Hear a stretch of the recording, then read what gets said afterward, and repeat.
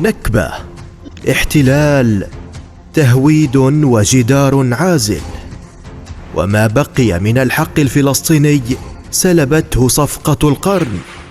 فكان الترحيب من بعض الحكومات العربية، أما الشعوب فخرجت تعلن رفضها التنازل أو التفريط بأي ذرة من تراب فلسطين.